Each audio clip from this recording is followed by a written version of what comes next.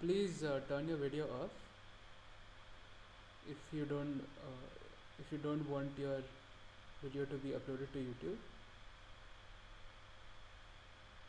Okay.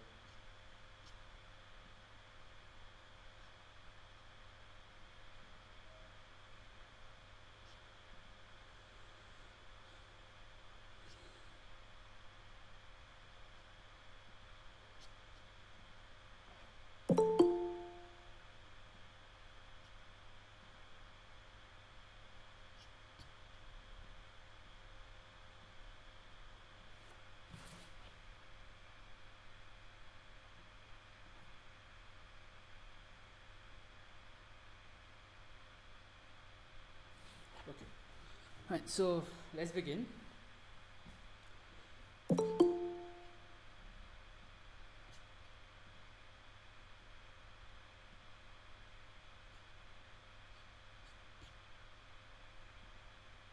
Okay. So good morning. My name is Rachit Verma.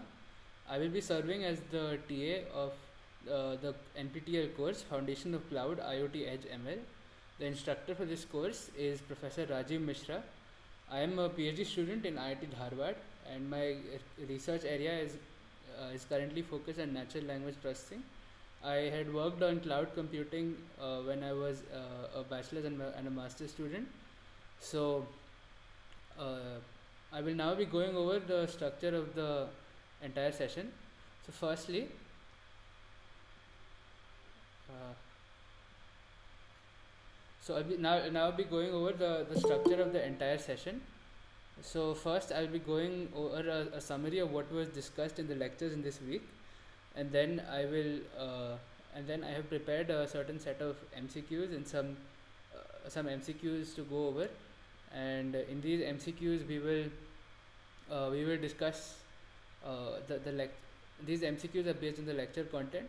So if you go through the MCQs, you will have some rough revision of the material that was discussed. So one student had asked if studying the MCQs will be sufficient to get good marks in the exam. So I will say, while I have tried my best to cover as many topics from the lectures as possible, I may not have I may have accidentally I may not have been able to cover all the topics that were discussed. So I would say keep the lectures, discuss the that see the lectures and study them in depth, and then use the MCQs to supplement your understanding of the lectures. And if you have any further questions, you can ask me as well. Okay. So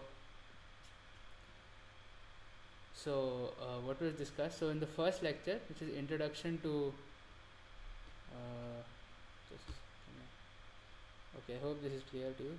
So in the first lecture, which is introduction to Docker containers and Kubernetes, you saw some basic idea of what containers are and what orchestration in the context of containers is. Then I'll just admit someone, and then we saw, and then you were introduced to Kubernetes. You saw some of the components of Kubernetes, and then you also saw how Kubernetes can be used in the context of IoT to deploy IoT and the edge to deploy software. So in the Kubernetes, in the introduction to Kubernetes, you saw the control plane component, and you saw the worker node complement component. You saw you saw etcd. You also then discussed the API server, and then you also saw what the controller manager, what it did and what its various functions were, and you then saw the scheduler, and you then saw what kubelet did and how it and its ability to run on each node and what it was responsible for on each worker node. Then you saw what kube proxy was. You then discussed the various kinds of container runtimes and what they take care of. After that, Docker was introduced. So and the various components of Docker was then discussed, which included the Docker client, the Docker daemon, the Docker registry, and after that, After that, you saw the entire workflow of how to use Kubernetes to deploy software on edge devices. So, and then after that, that ended the lecture. Following which, I'll just admit someone. And then after that, you went to the second lecture, which was machine learning based predictive maintenance at the IoT edge. And in this lecture, you saw that you saw how machine learning could be used in the context of IoT, and specifically in the context of maintenance. And then in order to do this, you had some you saw some introductory understanding. You got an introductory knowledge of machine learning, and how it was related to deep learning and artificial intelligence. You then also saw how anomaly detection worked, and how it is relevant to something called predictive maintenance. And then in order to explain predictive maintenance, you then had to also discuss it in the context of reactive, preventive, and condition based maintenance.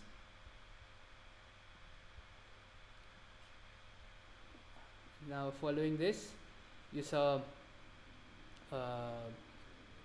after that you saw well, of course, the entire flow of predictive maintenance was discussed. The sense, compute, and act, all this was discussed. And then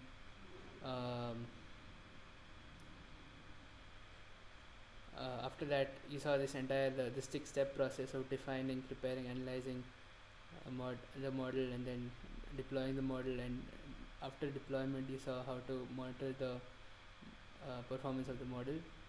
And then you saw each of these steps, after which you saw some basic deep learning methods, so which included the long short-term memory network, which is the LSTM. You saw its various components. Then you saw the multi-layer perceptron. Then you discussed the convolutional neural networks. And then how you saw within the LSTM, you saw what its various components were. You saw the forget gate.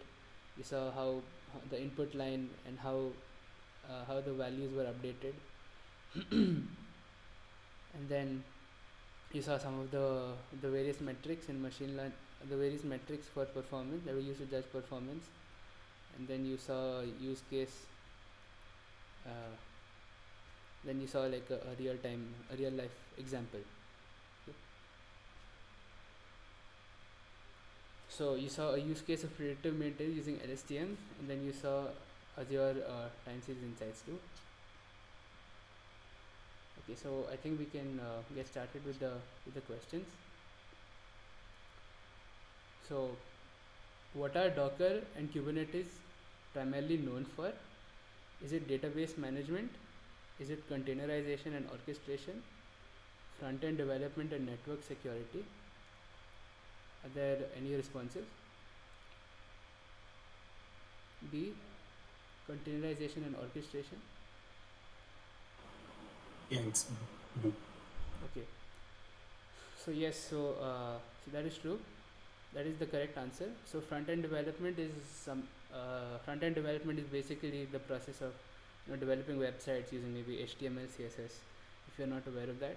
And database management is is something you would actually package into a container, and that is something you would deploy. But that is not exactly what is primarily known for, because you can involve other applications as well. And while Docker and Kubernetes would provide some amount of security in order to conduct orchestration, that is not what they are like primarily known for. So which technology is specifically designed for container orchestration and management at scale? Is it A. Docker Swarm, B. Docker Compose, C. Kubernetes, or D. Jenkins?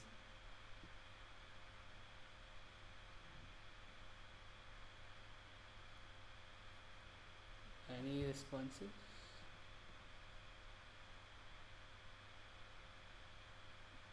Jenkins.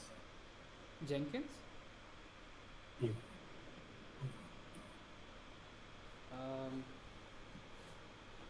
So, well, Jenkins isn't exactly used for container orchestration. So now it is used for some amount of automation, right? So if you want to automate some sort of software development or something along those lines, then you would use Jenkins. But see, like we had discussed, right? So the process of orchestration is actually handled by a software like Kubernetes, and Kubernetes. yeah, Kubernetes, yeah. So as far as Docker Docker Compose is concerned, uh, so as far as like Docker Compose is concerned, so if you want to create an application with multiple containers, then it would be responsible, but it's not exactly used uh, for orchestration. And Docker Swarm, well, I don't really want to discuss this in that much detail because you haven't been taught this, but you could say some amount of orchestration is possible in it, but Kubernetes would be like the most appropriate answer.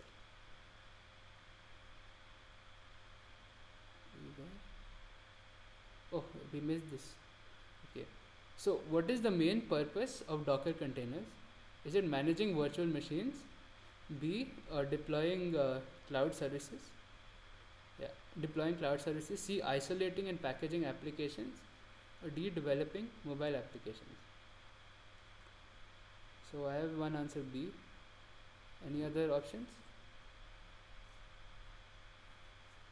B. Anything else?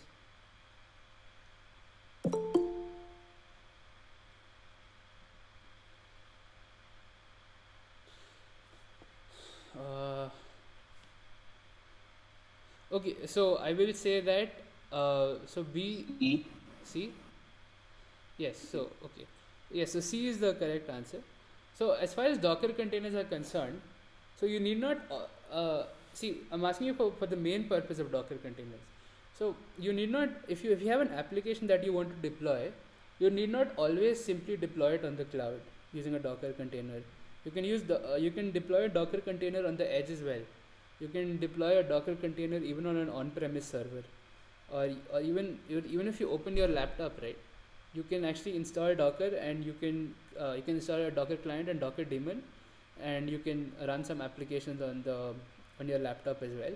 So it is primarily for like so it is if you remember the functionality of Docker, so what it does is it it kind of virtualizes at the software level, right? So it kind of gives an application some kind of environment to run so that it can run anywhere. So and it isolates it from from other containers, other virtual machines as well. So in that sense, to see isolating an application and packaging application would be the most appropriate answer. Docker does not handle virtual machines. Docker handles containers. So the difference between a container and a virtual machine was discussed, and it deploys cloud services. Yeah, we just discussed that. It doesn't. It's not exactly not its primary purpose. And developing mobile applications. So you would ideally use some sort of SDK like Android or maybe an iPhone SDK, a software development kit to develop mobile applications. That's not exactly what they're like primarily used for.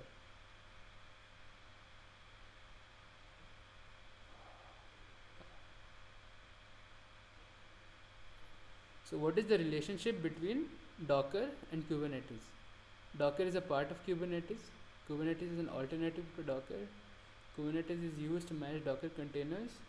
Docker and Kubernetes are unrelated technology.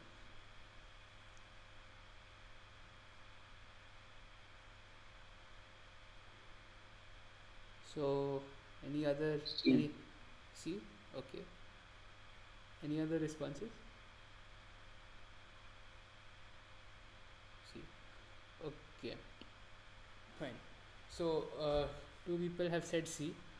So Docker is used to okay. So three people have said C. So yes, so C is the correct answer.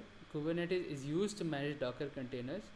So basically, so as a consequence of this, you can say that Kubernetes and Docker, they go hand in hand.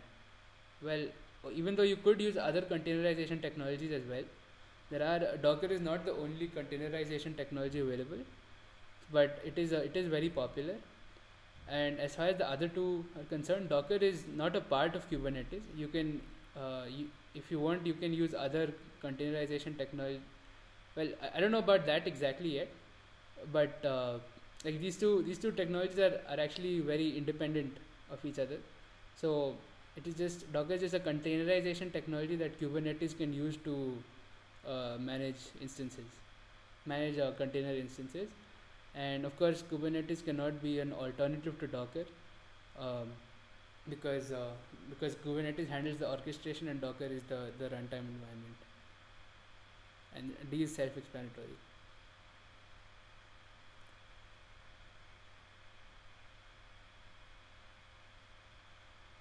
What is the primary benefit of, using Kubernetes? Simplifying software licensing, reducing hardware costs, automating deploying, scaling, and management of containerized applications, or D, enabling machine learning applications.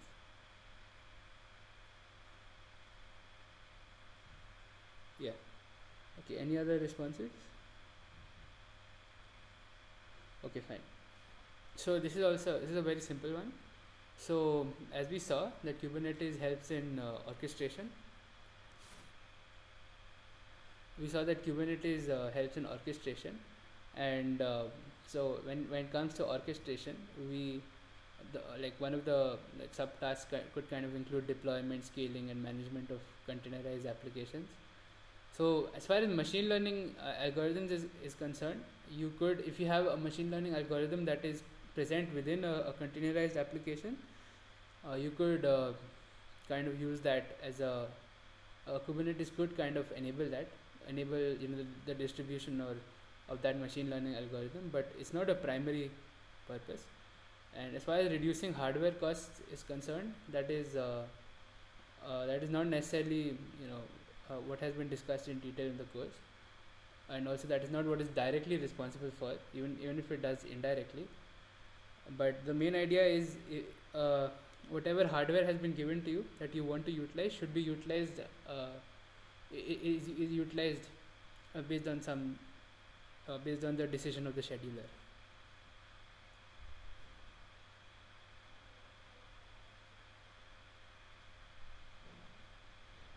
I'm sorry.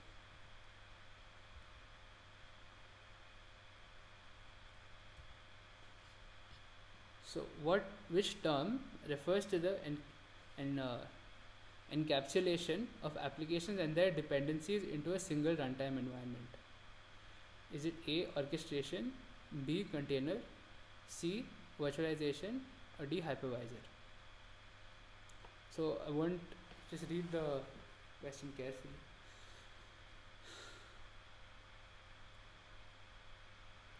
Any responses?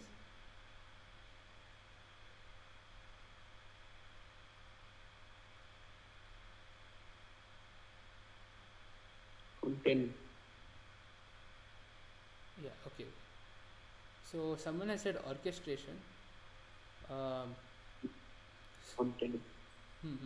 B. Okay. So so there's some kind of confusion between A and B. I'll just okay. And hypervisor is also an option over here. So okay. So yes. So the correct answer is container, right? So what is orchestration? So we so orchestration you would be handling the deployment, scaling, and the management of these kind of a number of containers, right? So that is something that happens in the at the next level, right? But when it comes to containers, so if you're just encapsulating the application and the dependencies into one runtime environment, then you would have a container. But if you are also encapsulating something like the guest OS, for example, uh, if you are also trying to encapsulate like the guest OS, then you would have something like a virtual machine. And as far as the hypervisor is concerned, the hypervisor allows you to spawn virtual machines, and yeah. So hypervisors are like, I mean they're primarily used in the context of virtual machines, and but if you were talking about like a single application and their dependencies, you would kind of fall under the container uh, part of things. And why is it? So, what is the purpose of containerization in software development and deployment? Is it A, managing network traffic, B, ensuring hardware compatibility, C, simplifying application deployment and scalability, or D, optimizing database queries?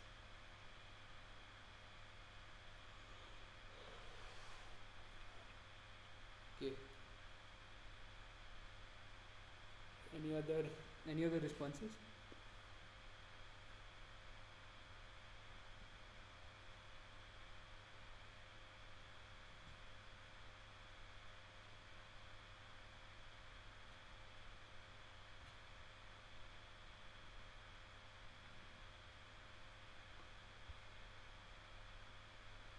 Okay.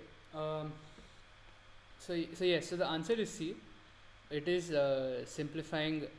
It is simplifying application deployment and scalability. Um, now I can understand if there's some kind of, if some people might be confused with C and D. So if you have actually managed to isolate an application and its dependencies from the guest OS, what you'll also be able to do is you'll be able to run it on many kinds of hardware. So even if, let's say, you package an application on the cloud, you'll be able to run it on the edge as well. Okay, so in that sense, you may also be ensuring some kind of hardware compatibility, but fundamentally, a consequence of ensuring hardware compatibility is the scalability of the application. Is the scalability of the application. So, the most accurate answer in this case would be C. And as far as managing network traffic is concerned, that is something that is handled by a load balancer. So when you would be in the orchestration, when you were in the orchestration side of things, 7A would handle that, and optimizing database queries, that is that is very far away from this. So next one, what is the primary responsibility of orchestration in a containerized environment?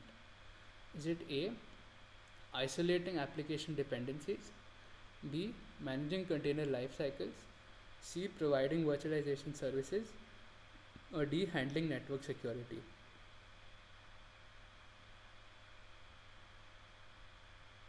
Okay, Dave has said B. Any other responses? A or B?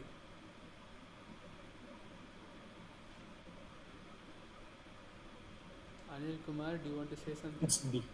D? It's D. Okay, fine. So the correct answer is B. So if there is some kind of confusion between A and B, so the isolation of application dependencies, as we have discussed, it happens in the context of containers. So if you have a single application and you want to isolate its dependencies, you will do it in a container. But after that has completed, then you would go into the then you would work with the, what do you say, orchestrator to handle a lot of these containers. So a container has some kind of life cycle, right? So you have to take an application, you have to package it, you have to deploy it, and then after maybe you don't need it, you need to destroy the container. So all these things are so depending on whatever is the ideal state that is requested by the, depending on whatever is the ideal state that the orchestrator has been performed to do. um, so yeah, so as far as providing virtualization services is concerned, that is not really its main job. So virtualization services would be kind of provided by hypervisor. Handling network security, yes, so that is not its primary responsibility, but that is definitely a responsibility, because if your network is, if let's say you have a bunch of containers that are communicating with each other, the network is insecure, that could definitely lead to a very unpleasant situation.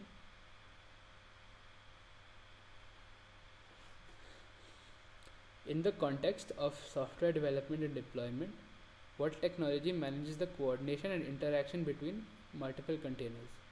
This is also, an extension of the previous one. Is it a container? B, a virtual machine? C, orchestration? Orchestration. Okay. D, hypervisor. Any other? Orchestration. Okay.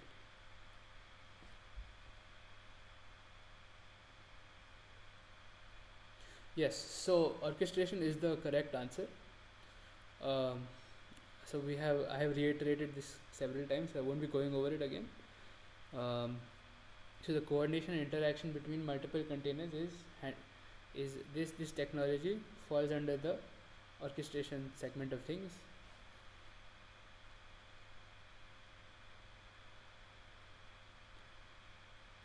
So what is the relationship between IoT edge computing and Kubernetes according to the text? Kubernetes is used to manage IoT devices. IoT edge utilizes Kubernetes for container lifecycle management. Kubernetes replaces IoT edge computing. There is no relationship between IoT edge and Kubernetes.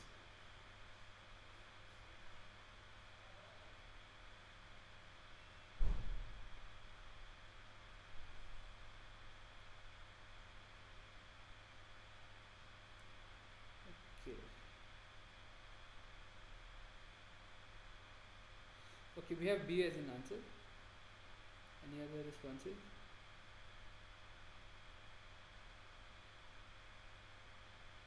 Okay. B. Okay, fine. Yes, so B is the correct answer. So IoT Edge and Kubernetes, these two work in tandem with each other, work hand in hand with each other. Uh, so if you have some sort of workload that you want to deploy on the IoT Edge, um, and with the help of containers, so you will also need some sort of orchestration technology. So this kind of orchestration it is handled by it is handled by Kubernetes. So in that sense, B is the right answer. Kubernetes is not used to manage IoT devices directly, so that would kind of fall under something like the IoT hub, Azure IoT hub. So Azure IoT hub would kind of manage the IoT devices. When it comes to like the device provisioning, device communication, and all that, that is something that Azure IoT hub would handle. And but if you want to handle like the containers exactly, containers that are responsible for serving these IoT devices, that would kind of fall under, that is something that Kubernetes would do. It does not replace IoT Edge at all.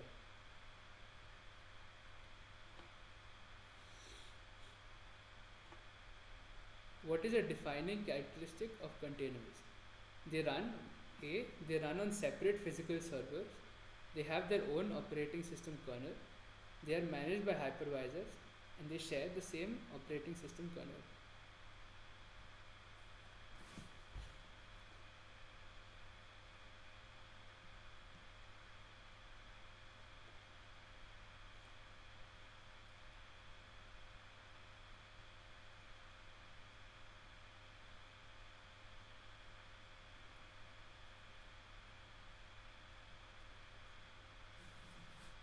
D. Okay, D. Okay, so I don't know if many of you are familiar with the idea of a kernel. So you could say like the kernel is like, the way you have a seed, right? We have a fruit, right? You have a kernel. Sorry. So basically, a kernel kind of lies um between, let's say, an application and the hardware resources of a computer. So if an application wants to, let's say, utilize some kind of CPU resource, it needs to like kind of do it through the kernel. So if that's in my understanding. And so as far as like several Docker containers are concerned, so all of them will like if they're all placed on like one system, they will all share the same kernel. Okay. That is like one speciality of them. And as far as like virtual machines are concerned, that it kind of becomes different. So they do not have their own operating system kernel. Like all of them will share the same kernel, and they don't always run on separate physical servers. So D. yeah, it is D. So they don't always run on the separate physical servers because wait, is someone because I don't know if you have heard of I don't know if you remember the concept of a pod, right? So in a pod, you had like multiple containers, all of them running in one pod, on all of those running in one worker node in Kubernetes. So if you remember that, in that context, like all you can run multiple containers on one OS, and they have their own operating system kernel. That's not true. They are managed by hypervisors. That's also not true because hypervisors manage like virtual machines.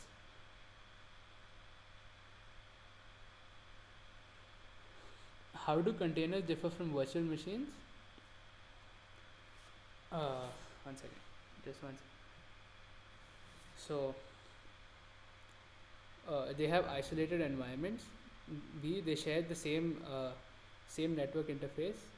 Or C, they use the same operating system kernel. D, they require separate hardware resources. Rupan Gopal has said C. Yeah. So in C. C, yes, yes. So a virtual machine, like it virtualizes down to the hardware level, right? So if you look at something like D, so uh, that is not necessarily true because once again you can run uh, multiple virtual machines on like one single computer, so you can use kind of like the same resources. So uh, okay, so containers and virtual machines, they both have isolated environments, so that's not really what they differ. So the only difference is the thing is the only thing is that the extent of the isolation in between virtual and container, but they both definitely have isolation now.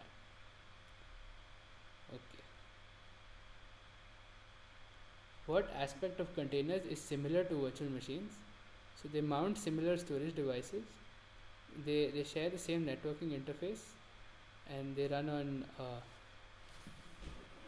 separate physical servers. D. B. Share on the similar networking interface.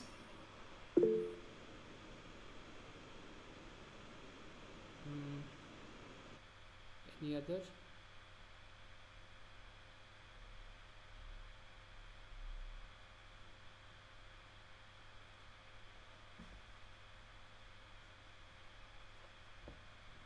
Okay, B. So they can mount similar storage devices as well, right? So like both of them can use like similar. Both of them can use the hard disk. Both of them can use the. Oh no, there's no power.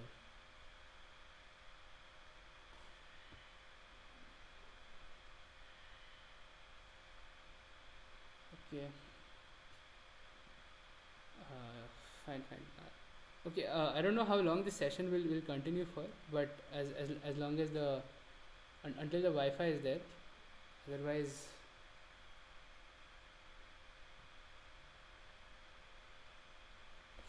fine. So I'll try my best to. I'll try.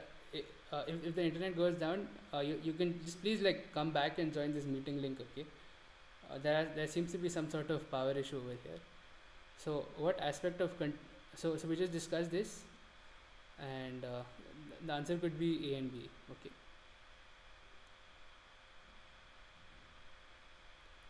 So uh, what is the primary benefit of containers having their own isolated environment?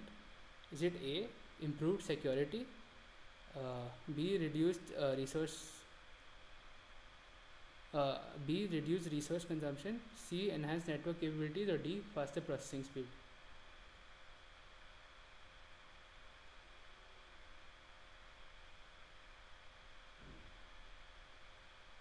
So it's okay, A, improved security. Yes, so that is the correct answer. um, as far as yes, so as far as containers are concerned, um, there is there definitely is improved security because of the isolation. So if since uh, so as far as reduced resource consumption is concerned, that is not necessarily always true. You could have like multiple containers that are isolated from each other on the same environment. So the isolation does not necessarily increase or decrease the amount of resources that is used.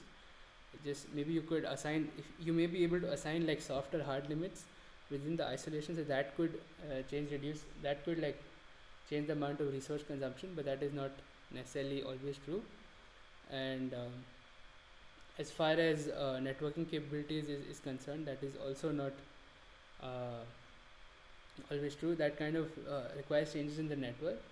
Faster processing speed, that is determined by the processor itself. You do not get like isolation does not necessarily make the processor or the clock go faster. Okay.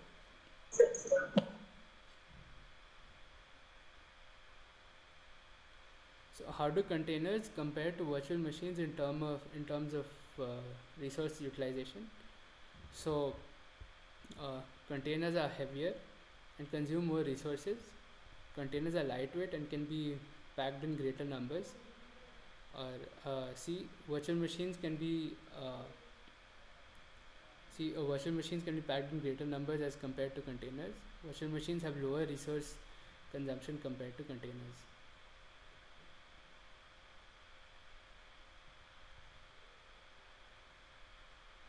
Any responses?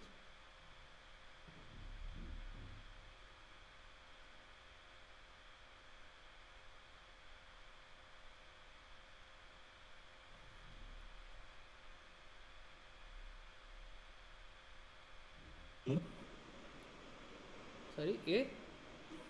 A, No. So um, PM said B. B. B. Yeah. Okay. So there seems to be A. some level of confusion between A, B, and C.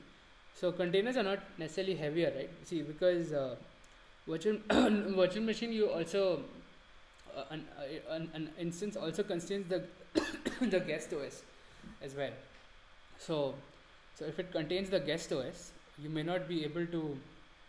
The guest OS is definitely much heavier than the application, the dependencies, right? So in that case, containers are not really heavier. So because they are lightweight, so they can be packed in greater numbers. But virtual machine, that is not really true. But and D is also not necessarily true, because containers, you're only packaging the application and the dependencies.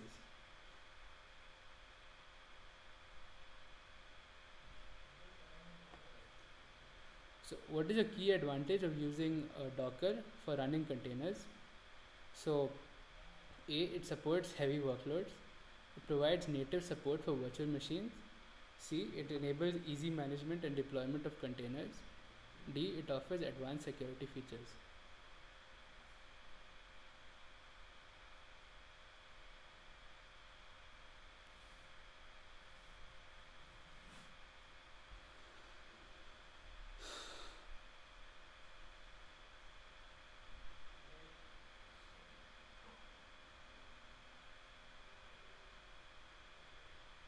Okay, so one person has responded C. Um, so it supports heavy workloads. B, it provides native support for virtual machines. Enable easy, yes. So of course, so the answer is not very challenging to get. It enables easy management and deployment of containers. Um, of course, virtual machines are not handled by Docker, and as far as heavy workloads are concerned, that is not necessarily always the case. As far as heavy workloads are concerned, that kind of is determined by the um, that is somewhat determined by the hardware. So at least this heavy workloads has not really been discussed in the course, so we cannot go into detail in that.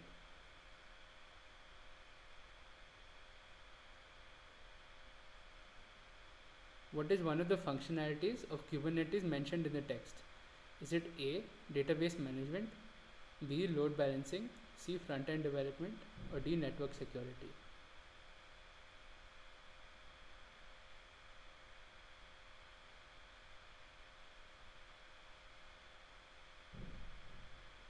Okay, so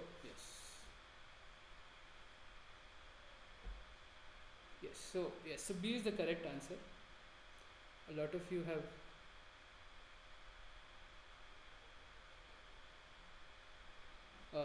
so B is the correct answer. A lot of you have mentioned database management is not handled by it, but it could, if it's contained, if it's within a container, it can probably spawn a container that is that has that workload in it.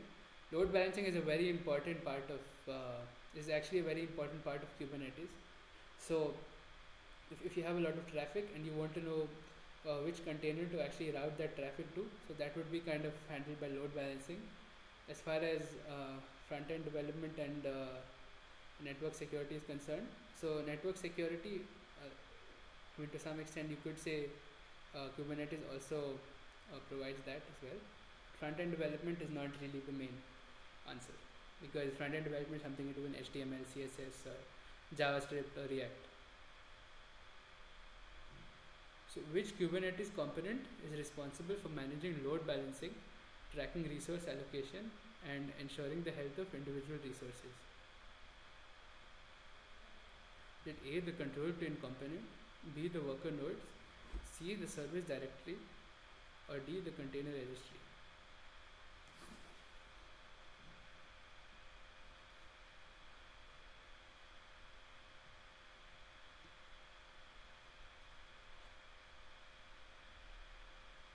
A. Yeah, A is the correct answer.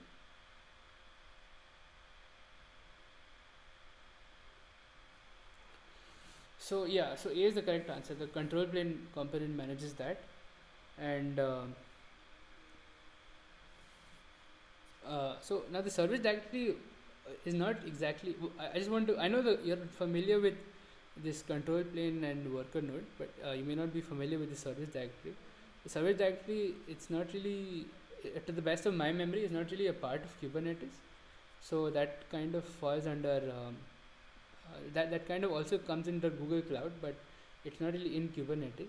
So the worker nodes, as you know what they are, they contain it could be a virtual machine or a physical machine, and the container registry is responsible for for containing or having container images. So A is the most accurate answer. So what is one of the components of the Kubernetes control plane mentioned in the text?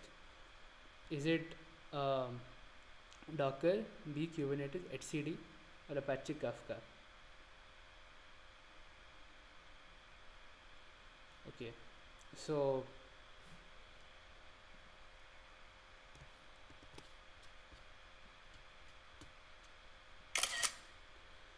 so yes, so etcd is the correct answer. The Kubernetes engine is of course the Kubernetes itself. Docker is not really part of the control plane. The control plane is used to handle containers provided by Docker, and Apache Kafka is a real-time streaming service.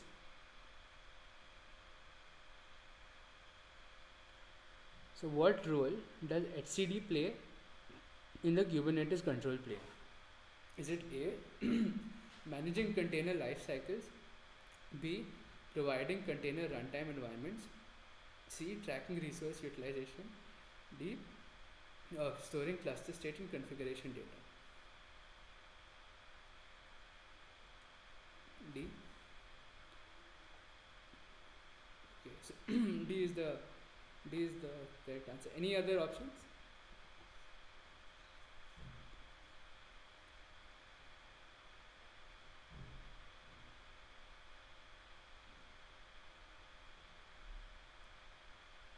Okay, so so D is definitely the correct answer over here. So as far as managing container life cycles is concerned, so that you could say it's done by the control loop, kube control. I mean, well, of course, Kubernetes, that is the entire function of Kubernetes. but but as far as if you want to know where exactly the cluster state and configuration data is, maybe some metadata, so you would have to go into etcd to figure that out, and that is done by the API server. Okay, and providing container runtime environments, so that is also not exactly true. etcd just is a key value store. So what is the primary function of the Kubernetes API server? Is it A, managing container images, B, providing graphical user interfaces, exposing the Kubernetes API, orchestrating container deployment?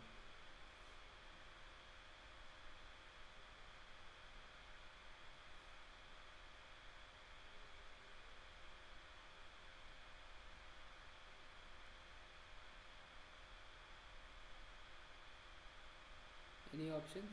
Anyone? Any options? C. Yeah. So yes. So C is the correct answer. Um, Now, of course, you may be able to do Kubernetes graphically. That is not its primary function exactly. But and also it does not provide a graphical user interface. You will have to go into some specific libraries to be able to handle that. And managing container images. So once again, the API server. So the API server just you know allows just exposes the API so that some other service can actually do all this managing container images and all that, and orchestrating container deployment. So this is, you could say, that is also handled by another Kubernetes service, and yeah.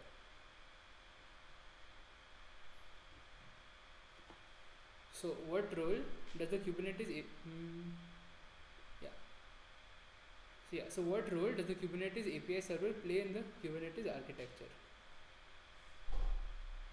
So is it A, storing cluster state, B, distributing workload across nodes, C, providing an interface for cluster management, or D, executing containerized applications?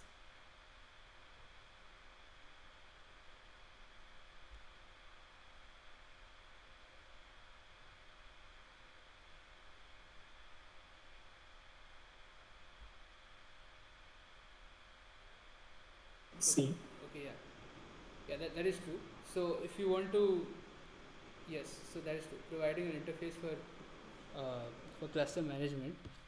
I think if you can probably, I think we can refer to the notes. I think that will be much better instead of me saying everything on my own. Um,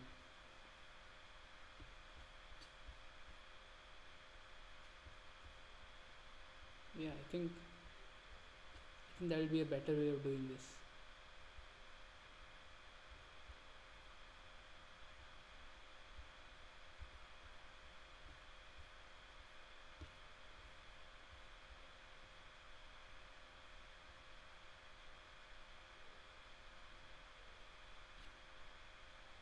See, you may remember from kubelet, right, that it registers the node is running by creating a node resource in the API server. So this is how they work together.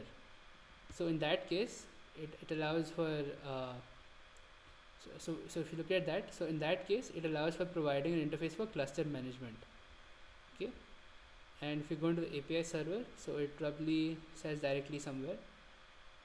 So all other components in Kubernetes must go through the API server to work with the cluster state, including the clients. Okay, and it says kube control in brackets. So in that case, C is the correct answer. So distributing workload across nodes. So this is so this is handled by the load balancer. You may want to look into Kubernetes ingress to be able to get like a deeper idea of this. Okay.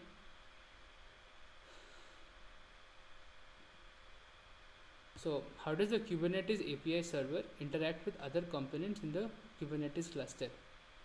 So it directly manages the container life cycles. It communicates with etcd to store the cluster state, monitors network traffic. It controls resource allocation to worker nodes.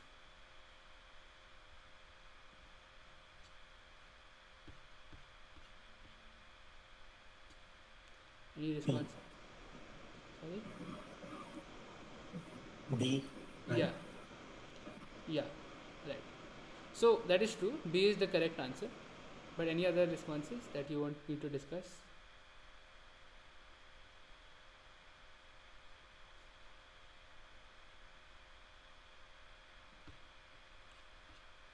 Okay. So B is definitely the right answer. So the HCD is not exposed to any of the other components in the Kubernetes architecture. Any component that wants to write to HCD, so it has to do only through the API server. So in that case, the API server is responsible for communicating with HCD to share the cluster states and uh, directly manages container lifecycle. That is not true. There are other components that handle this. And resource allocation for worker node. So anything that's very specific to a worker node is handled by you have a component over here. So one more thing. So scheduler is one process that handles some kind of resource utilization. So it assigns pods to nodes, and then there is another component called the kubelet. So it runs on each node and is responsible for everything running on it. So that could mean maybe like restarting container. So if something that kind of falls under the resource utilization, it would be either the kubelet or the scheduler. Okay, so I hope that is somewhat clear.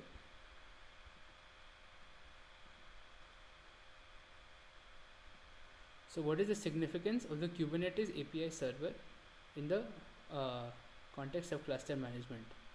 So I'm asking you the same question in different ways so that you kind of get a certain idea of like the Kubernetes API server.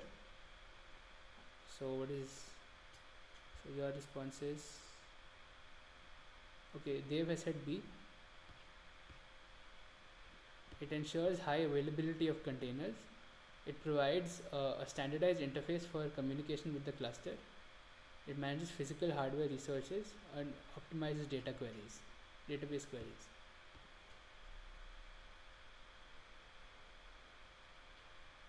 So, okay, I think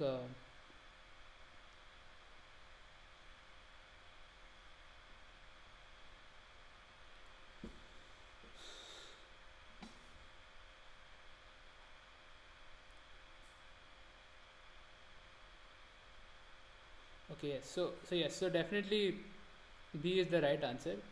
Provide a standard interface for communication with the cluster. So of course, if you want to store like the configurations of a pod or a node in the cluster, you need to do it through API server and install it through HCD. So that way you get some sort of interface for communication.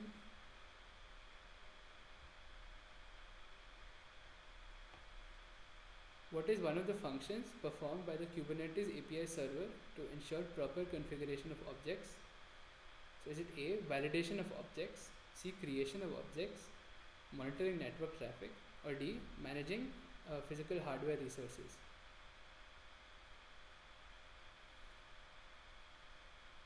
A, validation. Any other responses?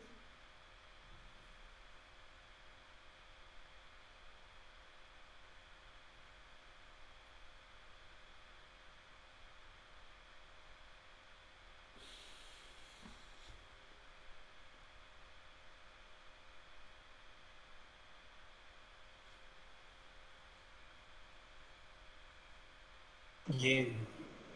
Okay, yes. So the answer is A, validation of objects. So what this could mean is, let's say you have some sort of object that, let's say, yeah. So that kind of managed that kind of stored its state on, let's say, the of its cluster in HCD. So what it will do, it will check if all the parameters have been handled properly. Uh, so so in that case, validation would be like the most accurate answer. So the Kubernetes API server does not exactly directly handle the physical hardware resources. We saw that previously as well.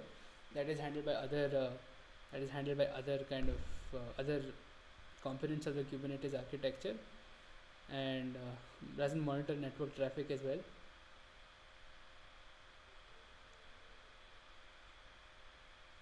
So what does the Kubernetes API server provide to clients for interacting with the cluster resources? Is it a command line interface, B, a RESTful API, C, a graphical user interface, or D, a container runtime environment?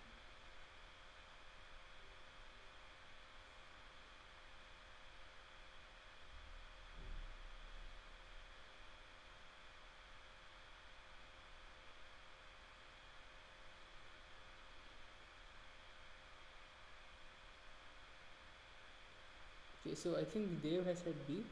Mm-hmm. RESTful API. Yes, yes. Any other responses?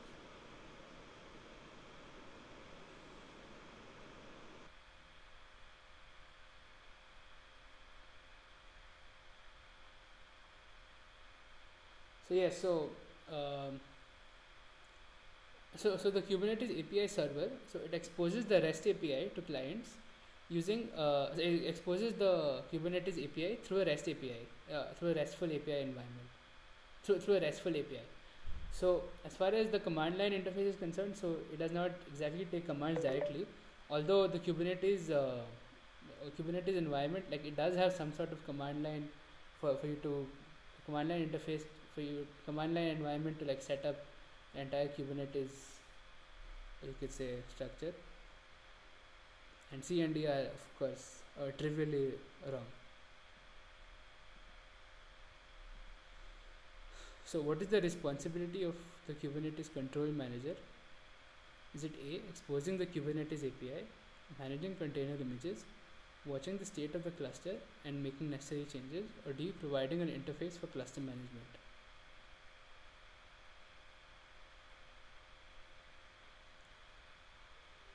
Any responses?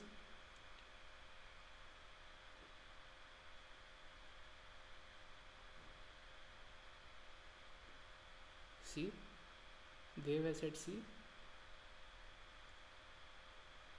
Murugan Gopal has said C.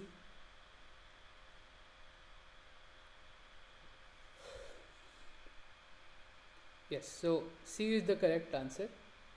So it is a control loop. It provides a control loop. So it can check from HCD.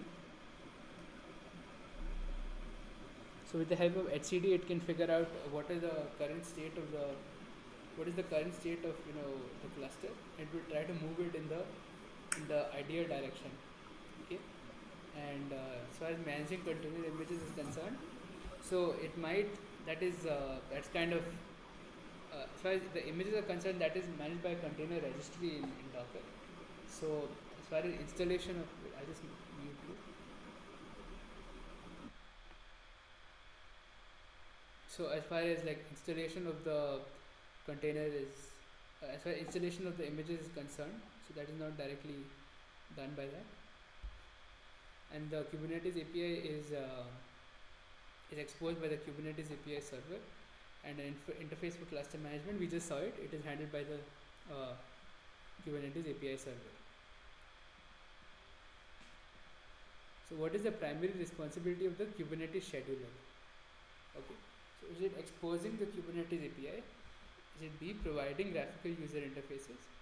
C, assigning pods to nodes based on resource availability? Or D, executing containerized applications?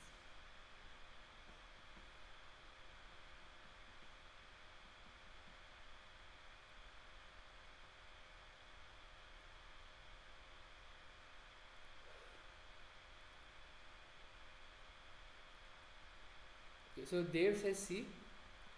Are there any other responses? Preeti also says C. Okay. So yes, so we have seen this in the notes as well. So I think let me open up the notes. I think it will be much better.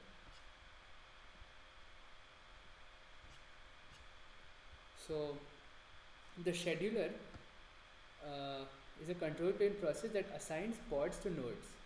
It watches for newly created pods that have no nodes assigned, and for every pod that the scheduler discovers, the scheduler becomes responsible for finding the best node for that pod to run on. So if you look at these two sentences in context, so assigning pods to nodes based on resource availability, the responsibility falls on the Kubernetes scheduler. And as far as exposing the Kubernetes API is concerned, that is handled by the Kubernetes API server. Executing containerized applications, uh, that is of course not directly what's responsible for. Like execution is responsible for is most likely it is handled by a kube control, like by uh, sorry, it is most likely handled by like kubelet. Okay.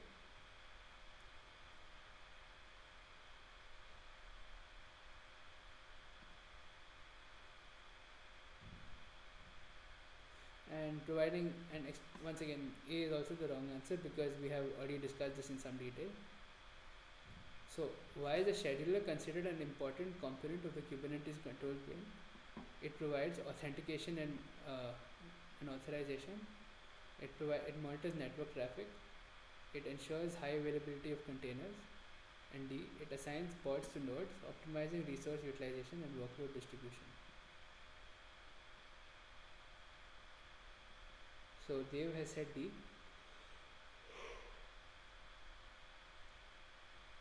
Any other responses?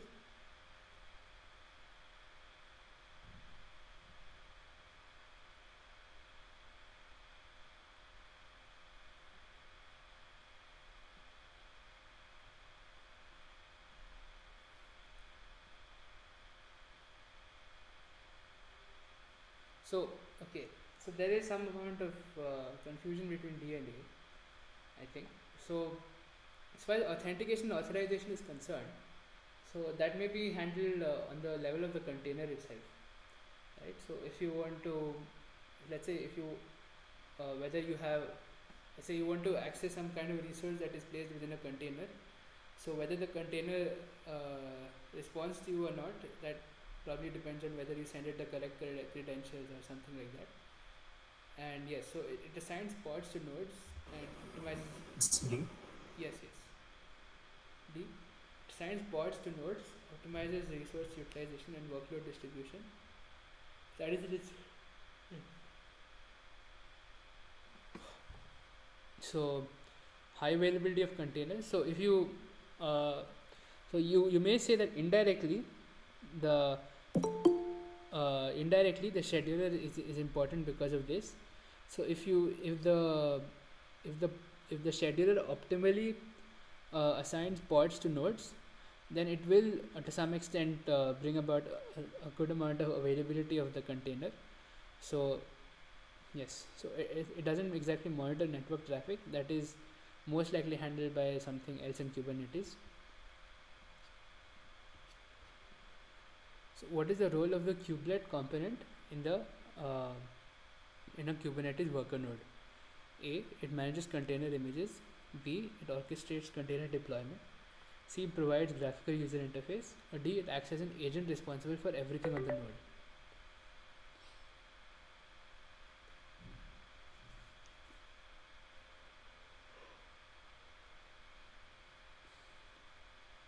Okay, so and if you have said D, um,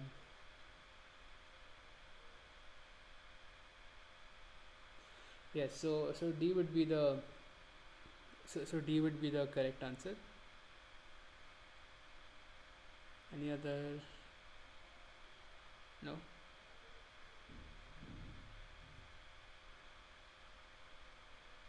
Okay, yes.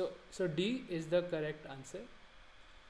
So the kubelet component in a Kubernetes worker node, so it will run on one. Let me open the nodes. I think that will be much better. So it will run on each node and is responsible for everything running on a worker node. Right. So I have picked it up directly from there. But if you kind of go a little deeper into it, so it will when it comes to everything running, so this may also involve registering the node, monitoring the API server for pods that were scheduled on that node. So for example, if a new pod comes in, right, so that will also fall into this case. And it can also start the containers in the pods if let's say you have multiple containers on it. And of course some amount of monitoring will happen. It will also monitor the container. So now there is some amount of So now you may then argue that it may also like manage the container images exactly. So because it kind of falls in under the start the pod container, because every container requires an image. But that is but of course that would not be its that would of course not be its main role, since there is a stronger option over here, D, so which is responsible for running everything. And of course providing graphical user interfaces, that is also not the right answer. So next one, what is the primary function of the kubelet service? There is also another uh, there's also another way of asking the same question. So does it A, authenticate and authorize requests? Does it monitor network traffic? Does it register the node it's running on? Does it manage load balancing? See.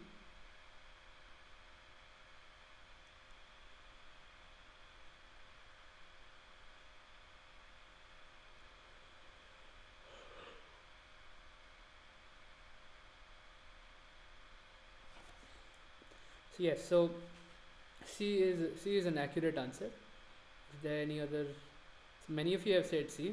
So this is an easy question.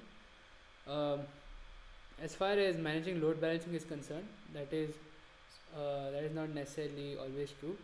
That is kind of handled by most like something like Kubernetes ingress. And we just read that kubelet is responsible for registering the node that it's running on. So that is the correct answer. And authenticating authorizing requests, so that would be kind of handled at the level of the container maybe, and there may be another component for this as well. So C. Yes, C is the correct answer.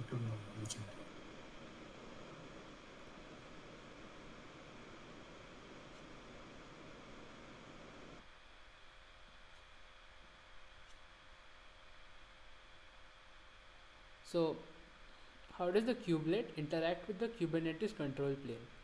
So does it A, it monitors the control plane components, it registers the node in the API server, provides graphical user interface to the control plane, and manages the etcd configuration.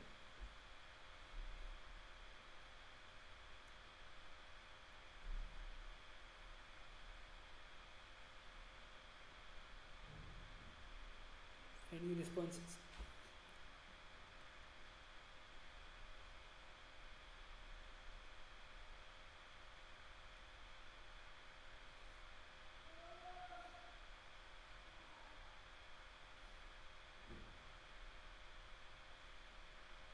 Okay, Dev has said B. Registers the node to the API server.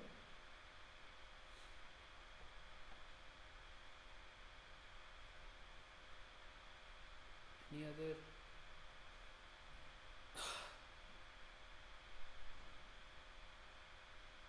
Okay, so this is once again, it's not a very challenging question.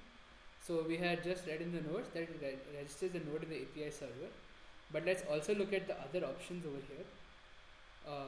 Does it monitors control plane components? So that is not true, because the kubelet sits on one pod. Okay, it will sit on one pod and it will see what is happening in that pod. So it will sit on one worker node and it will see what is happening in that worker node. Okay, so let's look at the nodes. So kubelet is an agent that runs on each node. So if it is running on each node, it will not exactly be responsible for seeing all the other control plane components. Okay, and so everything that's running on the worker node, it will oversee. So in that context, A is the wrong answer. So if I'm going too fast, just let me know. Okay, I will just I can help. I can pause for like some more time so that you can read the question in more detail. And it registers a node in the API server. That is the correct answer. We have also seen this. Registers a node, and it provides a graphical user interface. Now it cannot manage the etcd configuration, because this is actually handled by the because the etcd is not directly available to kubelet. It is only available to kubelet via the API server.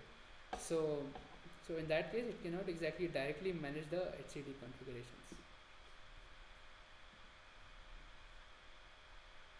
So for example, if it wants to, let's say, store its state, it will do it via the API server. So what is the significance of the kubelet in the context of a Kubernetes worker node? So it ensures high availability of containers. B, it provides a RESTful API for cluster management. C, it acts as an agent responsible for managing containerized workloads. D, it monitors resource utilization on the node. So someone has said B. Anumale Shetty has said B. Any other?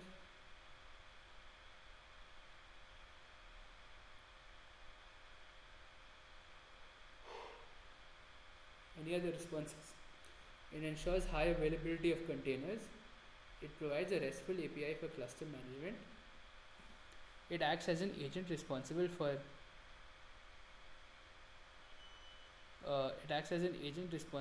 managing containerized workloads. D, it monitors resource utilization on each node. C.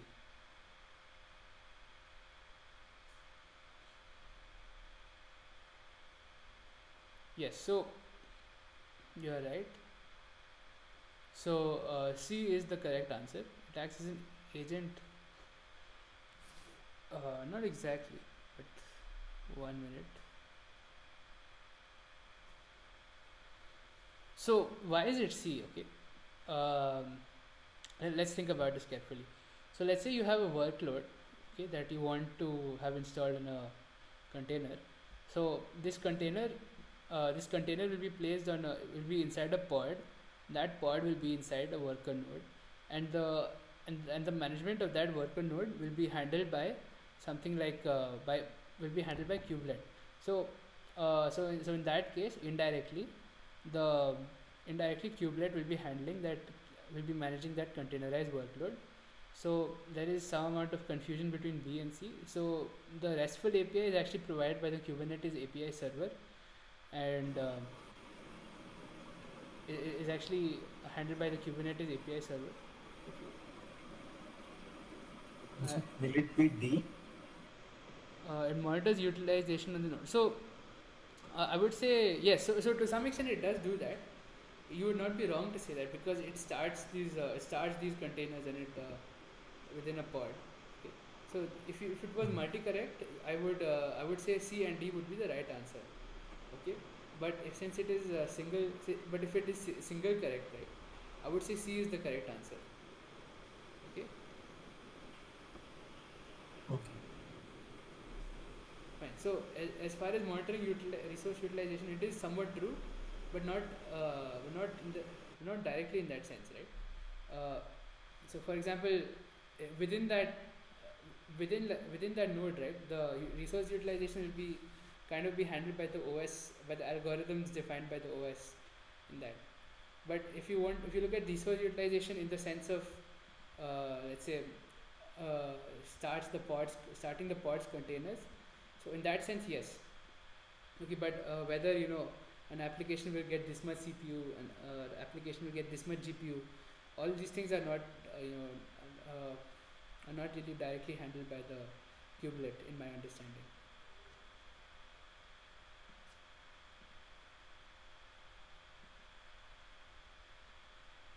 So what is the primary role of kube proxy service in a Kubernetes worker node?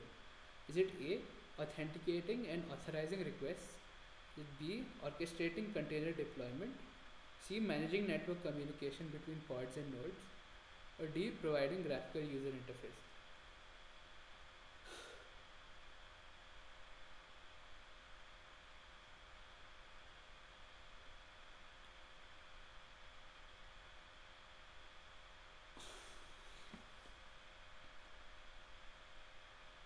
Okay, someone has said C. Any other responses?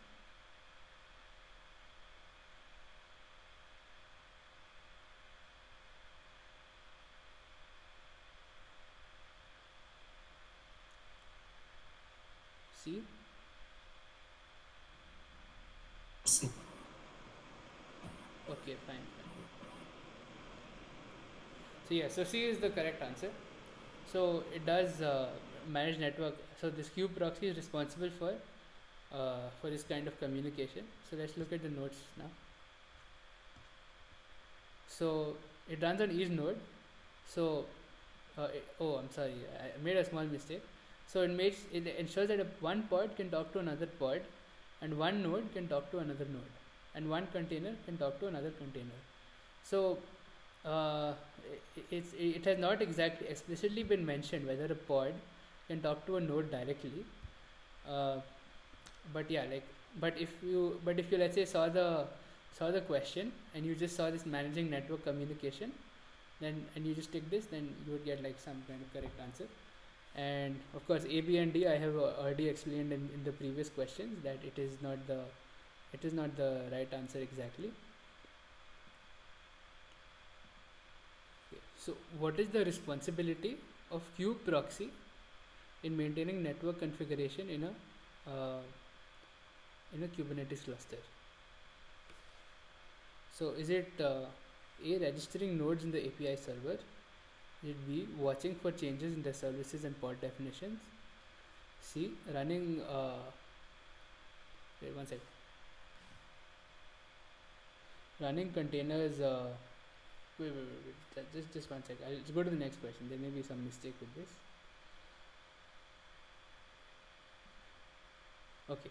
So what is the role of the container runtime component in a Kubernetes worker node? Okay. So is it A, managing network communication? Is it B, orchestrating container deployment? C, setting up namespaces and running container? Or is it D, watching for changes in the API server?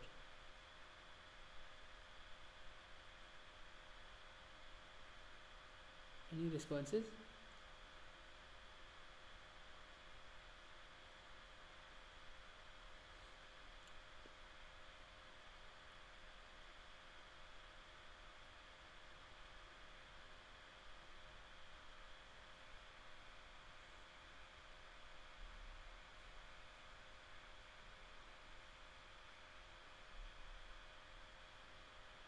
Okay, Murugan Gopal says C.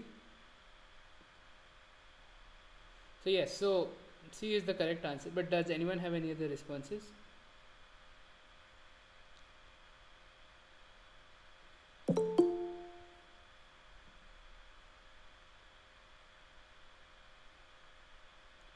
Okay. Uh, so the correct answer is C, setting up namespaces and running containers. So you must be aware that there are two kinds of there are two kinds of container runtime environments. So there's the lower level container runtime environment. There's the higher level container runtime environment. So they are on. So if we look at the option over here, so it sets up namespaces. Um, so uh, they set up namespaces and they're responsible for running containers. So in that case, you could say that since this is contained in the lower level container runtimes, um, it would be the correct answer to say that C is the right answer. And the container runtime, it is responsible it is relevant in the context of an individual container, but when it comes to managing the life cycle of a container, that is done by an orchestrator. So so in that case B is the wrong answer. Managing network communication, that is of course done by we saw it is somewhat done by kube proxy. And watching for changes in the API server, that is also not true. So what does Docker enable users to do with their applications? Is it A, integrate them with cloud services, separate them from the infrastructure, C, optimize database queries, or D, automate network? Sorry, Abhirup, you said something. No. Okay, okay.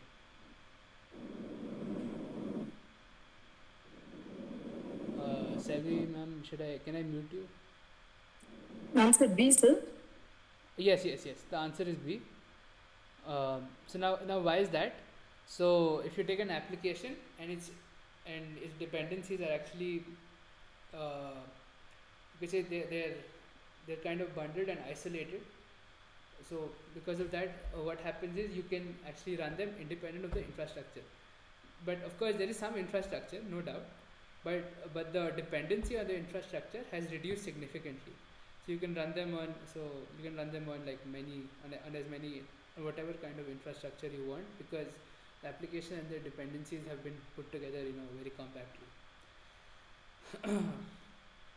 As far as A and D is concerned, can it be A? Ah, yeah. Okay. Yes. It, it can be A as well, definitely. If it was multi-correct, you could put A. Ah, yes. Power has come. Yes, so it can be A, definitely. Uh, if it was multi-correct, then definitely you could put A as an answer.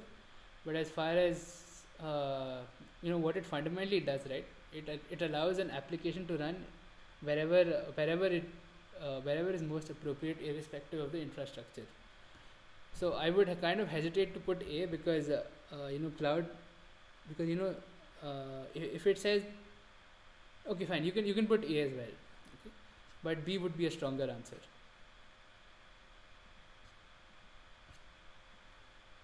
So what is the significance of Docker in modern software? Okay, let's just skip this because already discussed.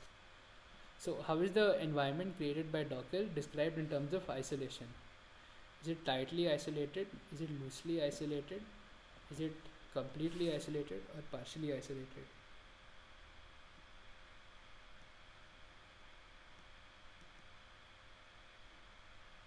B. Any other responses?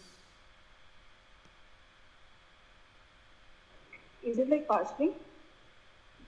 Um, I wouldn't say. I mean, that's not really a term that is commonly used. Like we generally use like this term tightly and loosely. Actually, Yeah, that's right. um, so like at least I haven't come across them. I kind of made these two terms up on my own. Actually, like in common cloud parlance, Okay. we don't really use these terms. So that's why I would kind of.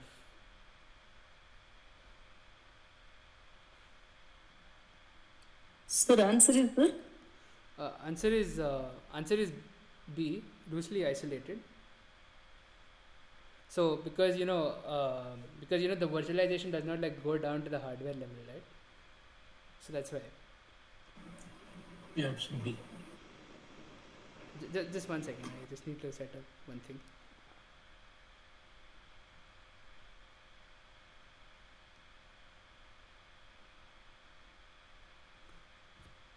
Okay. Yeah. So the answer is B. B, loosely isolated. So if you were in like virtual machines or something, then you would kind of discuss this tightly isolated.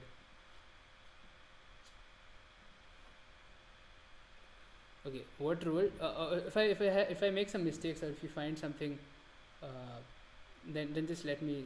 If there are any mistakes, then just let me know through email. I'll make the changes to the slides, and I'll put this as a comment in the YouTube section. So what role does the Docker client play in Docker's architecture? So does it A, perform the heavy lifting of tasks? So it communicates with the Docker daemon. C, it manages network configurations, or D, it runs Docker containers.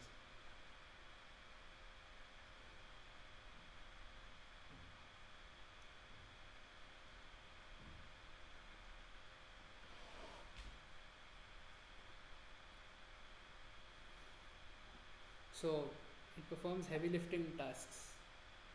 Any other? Does the Docker client perform the heavy lifting? Are you sure about that?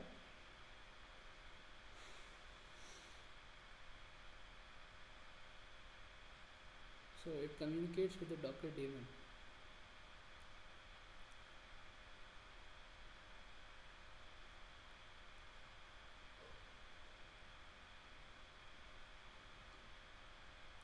Okay. So there is there is some kind of, yeah. ELD. A and D. B and D. B and D, Bombay, Delhi. Bombay, Delhi. So, I don't know. So the running of the container that kind of happens in the daemon, right? The run command is Docker run. eh, Command comes from the client actually. Yeah. So the command the client issues the daemon and the daemon runs it, right? Yeah, daemon runs it, but that trigger comes from the Docker client. Yeah. So I mean, in that sense, you could kind of say it is kind of open to interpretation in that way. But if you see the running of the container, it has like several steps, right? So running may mean you have to like allocate some kind of resource. Then you may have to start the container.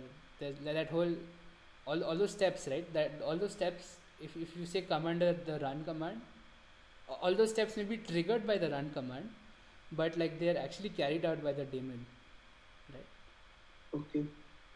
You could kind of Okay. uh, I mean I can see that there's some scope for argument in this. Okay, but I'll think about it. Okay, but I would say the most accurate answer in this case is B. Like, it communicates with the Docker daemon. See, because uh, the client may not always be capable of running the entire container because it may be somewhat heavy or not heavy exactly, but it may not be within the resource limits of the device that has the client.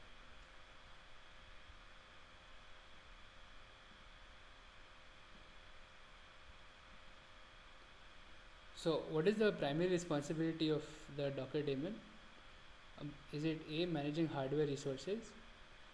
Is it B, building, running, and distributing Docker containers? Is it C, providing graphical user interfaces? B, okay. D, orchestrating container It's deployment. B. B. Okay. Yes, so it is somewhat self-explanatory. This one is also self-explanatory. Um, well, not self-explanatory, but it is very simple.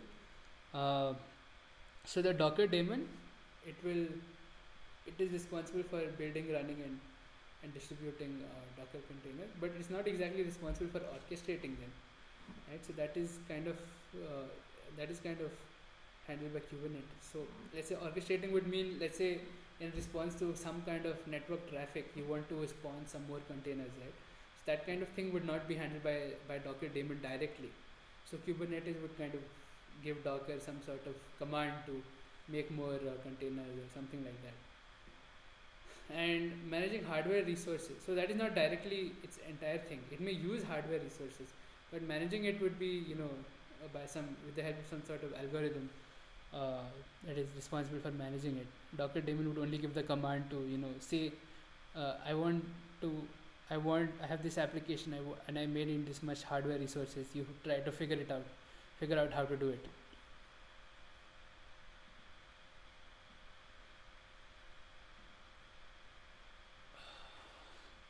So how do the Docker client and Docker daemon communicate?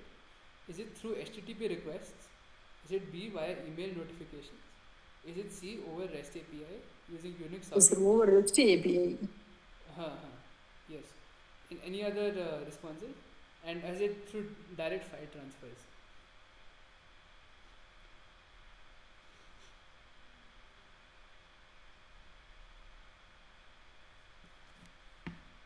So I will just see. Someone has said C.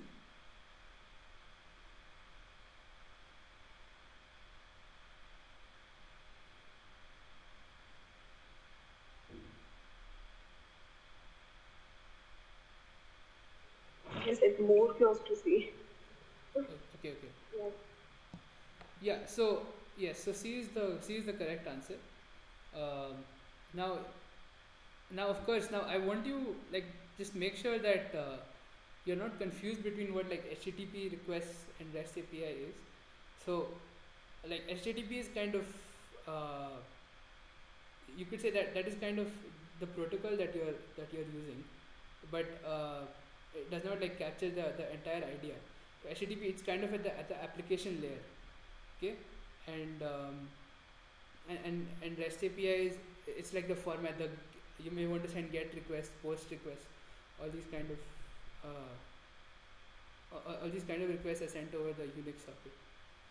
And if you want to do something, some sort of direct file transfer, you may use a different protocol. So what is Docker Compose primarily used for? Is it A, managing hardware resources? Is it B, orchestrating container deployment? C, working with applications consisting of multiple containers? Or is it D, managing network configurations?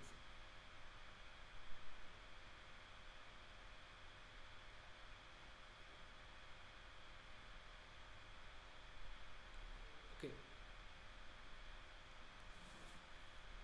So yes, so see, any other responses? So B. B, orchestrating container deployment. Okay, let's look at the notes for this question. Okay. Well, Murugan Gopal has said C, and Anumali Sethi is, I hope I'm pronouncing your name properly, has said C. So if you look at the notes for Docker Compose,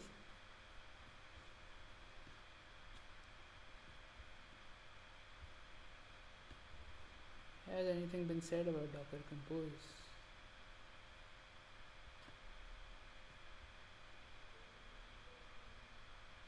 Docker client, Docker, so there's one line. So Docker Compose lets you work with applications consisting of a set of containers. So if you have an application that requires multiple containers, then you would use something like Docker Compose. So yes, so in that context, so in that context, C is the correct answer. Once again, it's not an orchestrator, does not manage hardware resources for the same reasons, and it does not. And D, even if it does D, it's not its primary purpose. So, what is Docker Hub? So, is it a private registry for storing Docker images, or is it B, a public registry for storing Docker images, or is it C, a container orchestration tool, or D, a component of the Docker daemon?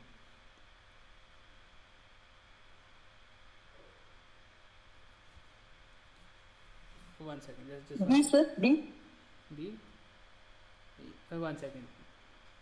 I just want to wait for some more people to give responses.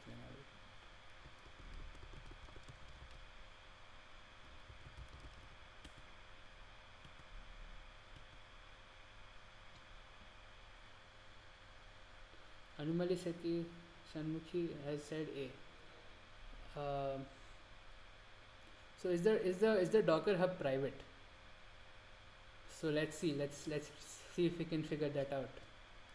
Can we? I don't know if you know this, but we can actually go to Docker Hub.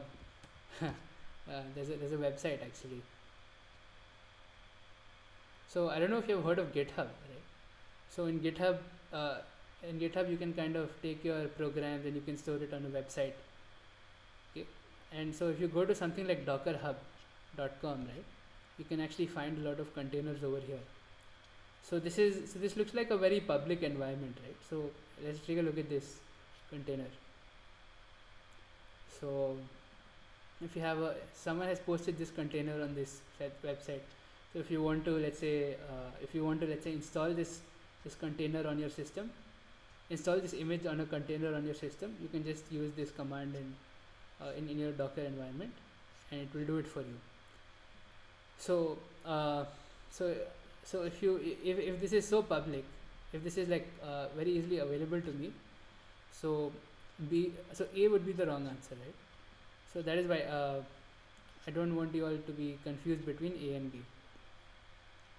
Okay, so in that sense, B is the correct answer. It is a public registry for storing Docker images, and of course it is not a component of the Docker daemon, because I can just access it right over here.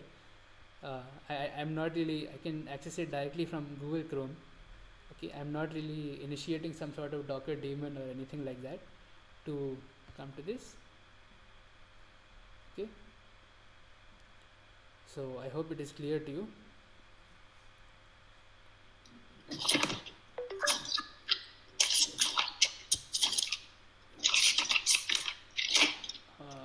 Can I mute you, Abhiru?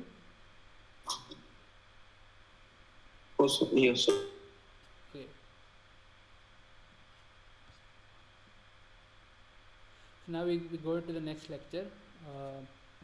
So wait, let's see. Are there any challenging questions?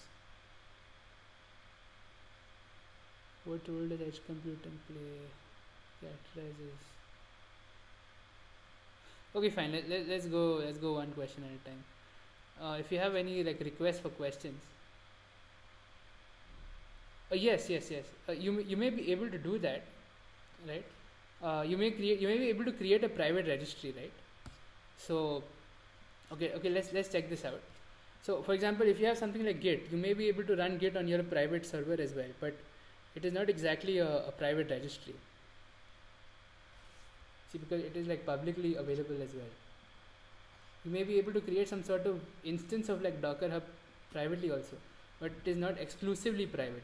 Let's be precise. Okay. If you want, we can check that out.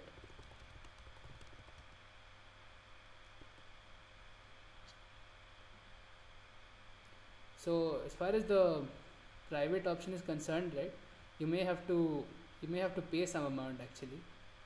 Okay.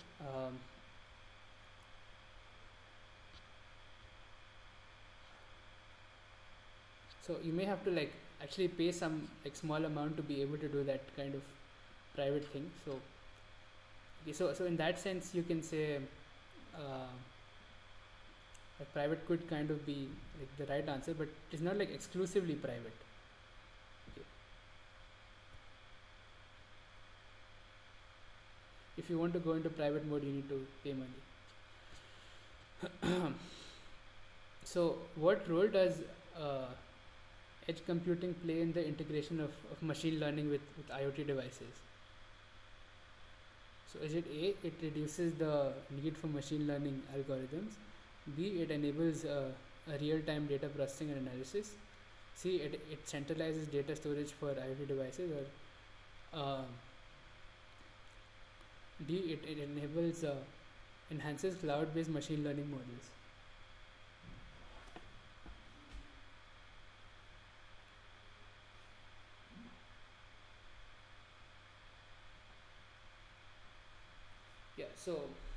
So B is the correct answer. Um, I mean, this has been discussed in the previous lectures as well, so I don't want to discuss this too much. But if you're kind of new, so why is edge real time? Because it is closer to the source, and so if you want to do some sort of inferencing, what you do is you can send your request to the edge. It will do whatever inferencing is needed. It will give the response to you immediately, and it does not do any centralizations. That is kind of in the cloud. So edge kind of enables the cloud to be truly distributed, and so edge kind of enables the cloud to be truly distributed in nature. So in that case, C would not be the absolute right answer, and it enhances cloud-based. That's not true. You need to do that with the help of some sort of accelerator. I won't spend too much time on this. And what is the primary function of sensors embedded in things within an IoT system? So is it A, transmitting commands on the central server, collecting data from the environment, providing real-time visualization? Generating machine learning. So this has also been discussed in a lot of... B, answer B. Yes. So this has also been discussed in a lot of detail. So I won't be saying too much. So, are there any more responses? Okay, I don't think there are any more responses. So B is the correct answer. Collecting data from the environment. So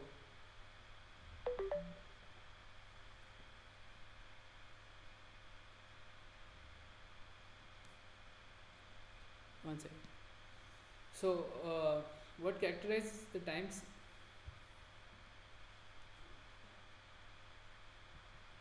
So what characterizes the time series data collected from various sensor sources? Is it A, it has consistent format, it is primarily text data, it originates from different sensors, may have varying formats and dates, it is processed in batches rather than in real time.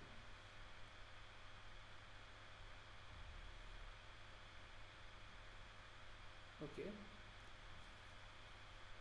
If you want to read, Answer C, sir. yes, yes. Answer C. Any other responses? C, C. So, it need not be. It isn't primarily text-based data, right?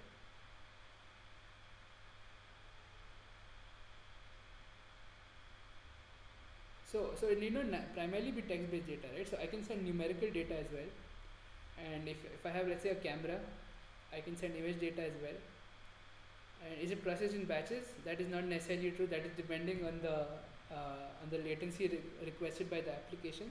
So if it is mission critical, then it won't be processed in batches. It will be processed in real time.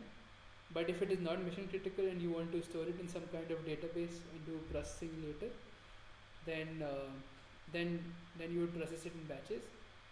Now why does it not have consistent format? Because if you have various sensors and you have it in like various sources, so if you have a sensor and it is in like various sources, they may be calibrated differently. So because of that, you may have different rates. So let's say, and and one more thing is it may be in various formats. So for example, one may be in DDMM YY format, one may give in DDMM in a DD sorry uh, MMDDYY format. So these two. So for example, a sensor in America, a sensor in India, they will, that is, let's say, giving a timestamping some sort of action. One may give an MMDDYY format, one may give a DDMMYY format. Okay. So what characterizes the time series data collected from? We've done this.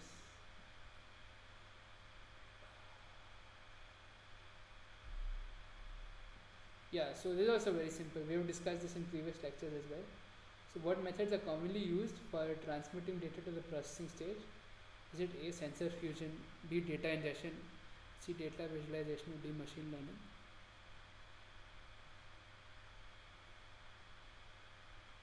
Answer B, sir. B?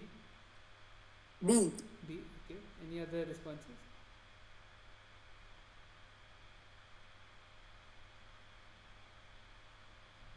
Okay, so yes, so what methods are commonly used for transmitting data to the processing stage? So yes, so you would be right. The answer is B, data ingestion mechanism. So of course, when data is transmitted by a sensor, you need it to be you need to be able to so some sort of mechanism needs to be able to ingest it. So normally we can use something like Apache Kafka, or if you have something like AWS Kinesis, you can use one of these services as well. And after you do data ingestion, then you can do data visualization, or then you can run machine learning algorithms on it, and then you can do some kind of like sensor fusion. I mean, sorry, sensor fusion is something I made up. Don't take it seriously. So what term is used to describe the process of collecting and transmitting data for analysis? So is it A, telemetry, B, yeah, B, data assimilation, C, data abstraction, or D, data interpretation? Answer C. Data abstraction.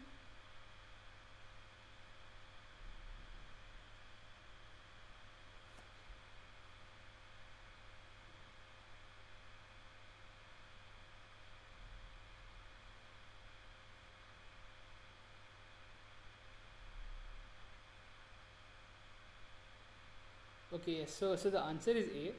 So there seems to be some sort of confusion between answer A and answer C. So so of course, so this process is called telemetry. Abstraction is basically when to some extent you want to hide the functionality of some sort of. Okay, I think I'll just look up the definition in real time for you to be able to clearly explain what data abstraction is. So it's the reduction of a particular body of data to a simplified representation of the whole. So for example, let's say you want to like let's say you have some redundant characteristics in some sort of data that has several characteristics. So if you want to represent it with like the main characteristics, you would do something called like data abstraction.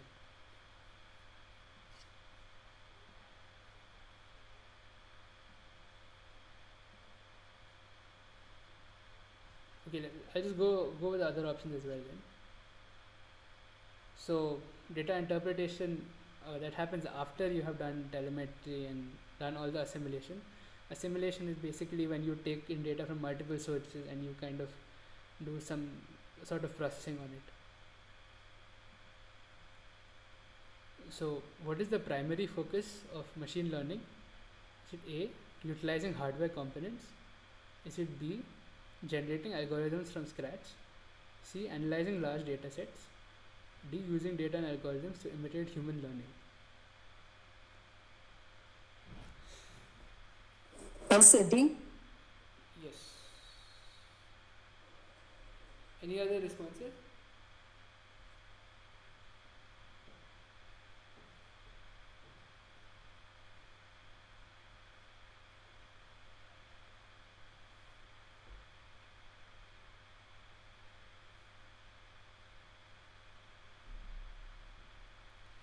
Okay.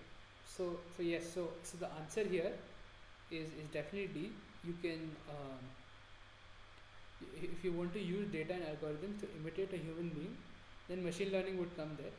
But I also want to make it clear to you that machine learning can go even far beyond what a human being can do.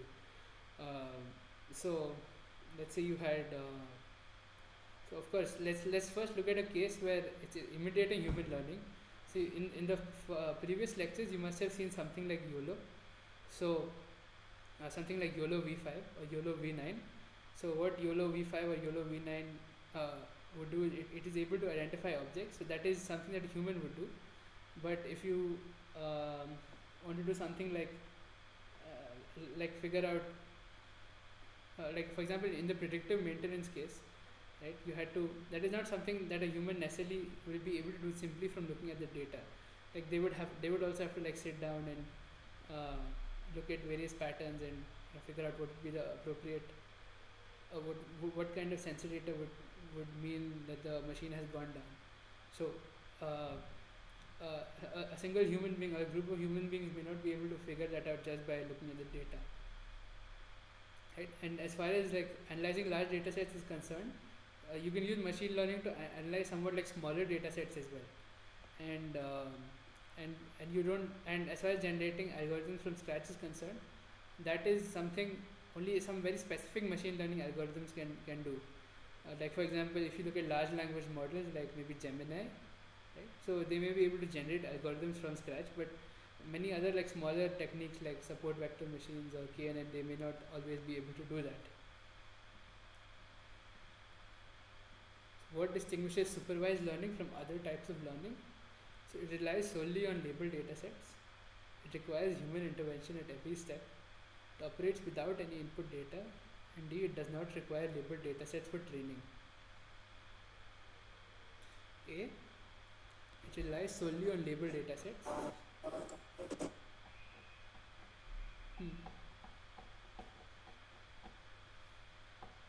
So, 52A. Any other responses?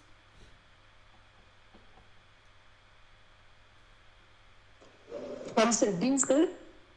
D. It does not require labeled data sets for training. Is that true? Okay, so two people have said A. So yes, so A is the correct answer. A one, like the first one. So D is not the right answer because does not require labeled data sets for training. That will come under something called unsupervised learning. Okay, so unsupervised learning will be unsupervised learning is what will actually train without requiring labeled data sets. So it does not require human intervention at every step. So that would fall under something called human in the loop. And so A is actually the definition of unsupervised learning, of supervised learning. And C, of course, you need some sort of input data at least to train your supervised machine learning models. Supervised machine learning models include, something maybe like naive Bayes or something like that. Even deep learning, Sir, yeah. sir, sorry, sir, for the interruption. Sir, what's the answer for the question number 51, sir? 51. 51 is D. Fourth one. D. Okay, sir. Okay, thank you. No problem.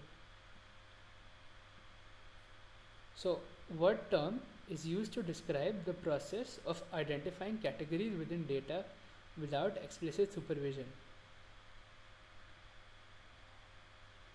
So, is it A, regression, B, clustering, C, classification, or D, dimensionality reduction? Classification. Classification? No. I'm sorry. You can just think about it a little more.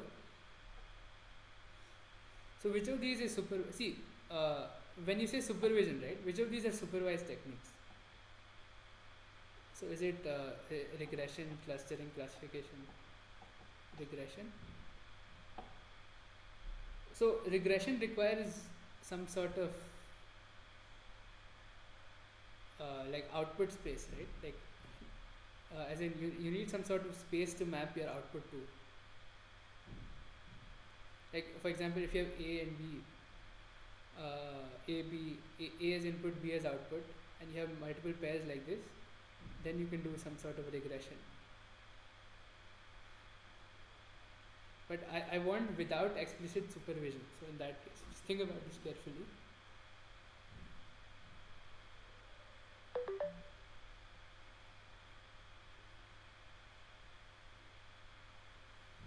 Okay, so yes, so now like some answers have come up.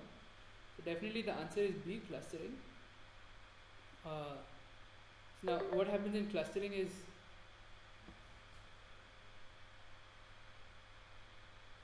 so what happens in clustering is if you have um, a bunch of multiple data points and you want to say which of them are similar to each other, then it will fall under the case of clustering.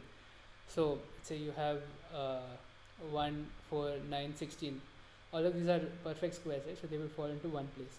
Then you have another kind of thing like 2 like 8, 864, 512, sorry, 864, then 125. All these will fall in another group. So but you may not know beforehand whether they belong to a certain class or not. So that is why 53 it falls under clustering. Dimensionality reduction is just a way to reduce the a way to make the data more available to some sort of processing. So by reducing the size of the data. So what is the primary purpose of using machine learning for predictive maintenance? So is it to well, okay, this is also somewhat self-explanatory. So you have to monitor current maintenance schedules to reduce the need for maintenance altogether, predict when maintenance is required before equipment failure occurs, increase the cost of maintenance operations.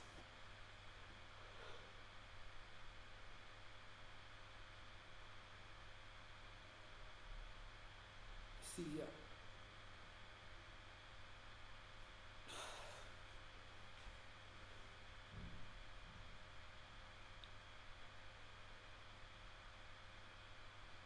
So yes, so C is definitely the correct answer. So predictive maintenance is something you do before equipment failure occurs, and so monitor current maintenance schedule. So monitoring the schedules is not what machine learning is exactly for. So if you have schedules, you don't really need machine learning, right? You want to know when it will fail, and right before that you need to figure out when to do the maintenance.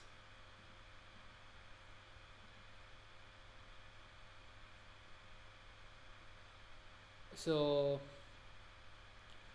how does machine learning contribute to predictive maintenance? Is it A, by manually inspecting equipment on a regular basis, B, by analyzing historical data to identify patterns indicative of impending failures, C, by outsourcing maintenance tasks to external contractors. D, by implementing preventive maintenance regardless of equipment condition. Any responses? B.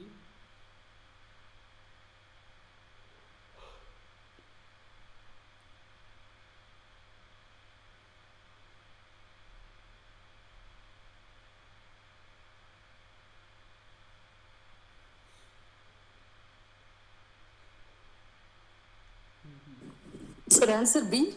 Yes, answer is B. Any other responses? B. B. Anil Kumar says B. Yes. Yes, okay. Yes, so B is the correct answer. So let's look at A, C, and D. So if you have machine learning, you don't need to do manual inspection.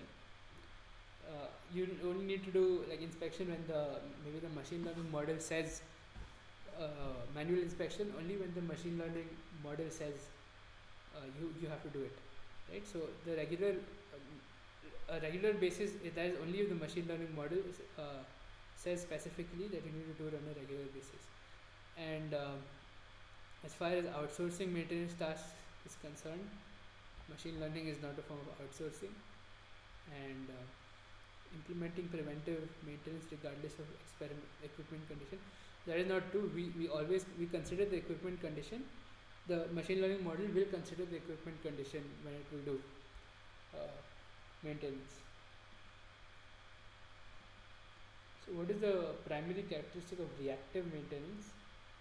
So it focuses on preventing equipment failures before they occur, aims to minimize downtime by scheduling regular maintenance, addresses equipment failures only after they have occurred, and it utilizes advanced analytics to predict future failures. Any responses?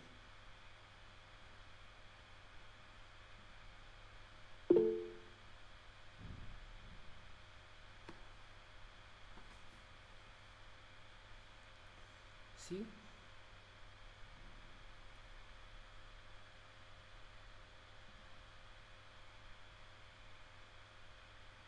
Yes, so C is the correct answer. Reactive, right? So it is in the name, reaction. So if once once the equipment has already failed, in reaction to that you do maintenance, right? So equipment failures only after they have occurred. That is very simple. How does, okay, let's see if there's some other questions.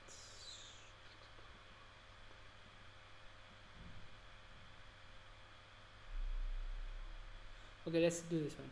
So what action is taken not during, but after the deploy step of predictive maintenance?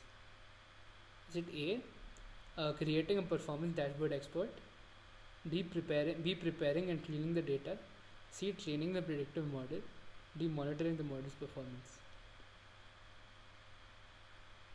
Answer A, sir. During the deployment step, do we do performance dashboards?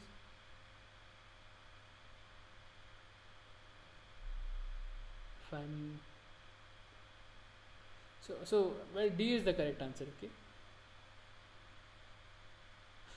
Sorry. I said after the deployment step. Yeah. Okay. Right. Yes. So after you do the deployment step, then yes, you can do performance dashboard reports. Yes. Definitely. And as far as like monitoring the model's performance is concerned, you can yes, so D would also be the correct answer. You can monitor the model's performance after you have deployed it using the various metrics that we have discussed, such as mean absolute error, mean square error, all these things. That was a pretty easy. Anything else? Okay, so what distinguishes LSTMs from traditional neural networks like multi-layer perceptrons and convolutional neural networks? Is it A, LSTM networks are designed specifically for handling image data? B, LSTM networks can learn long-term dependencies in data sequences. B. LSTM networks require less computational resources. D. LSTM networks do not support multivariate input or output. So multivariate input, so I mean this in the context of like a distribution. Okay. Okay. By the way, I just want to say that these MCQs were generated with the help of some AI tools, and also two people, Rajnish Verma and Shweta Verma, helped me build these slides. So I need to credit them. Yes, AI tool, specifically ChatGPT, it was built using them. Okay, so please tell me. Okay, so Dev says B. So LSTM networks can learn long-term dependencies in data sequences. So yes, that is true.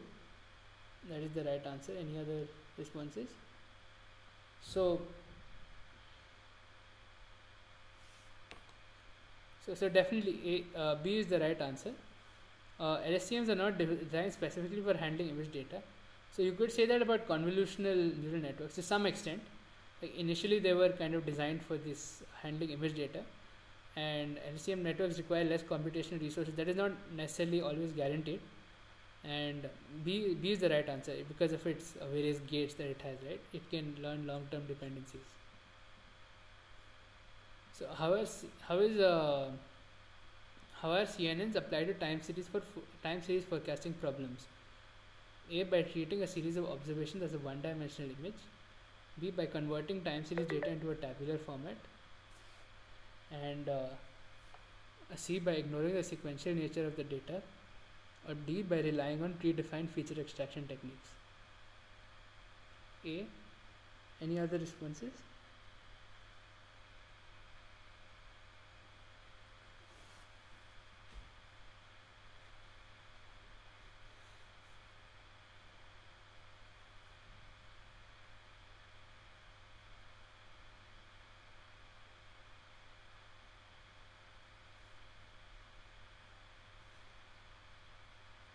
Yes. So okay. So A is the correct answer. So what you do is you create a one-dimensional.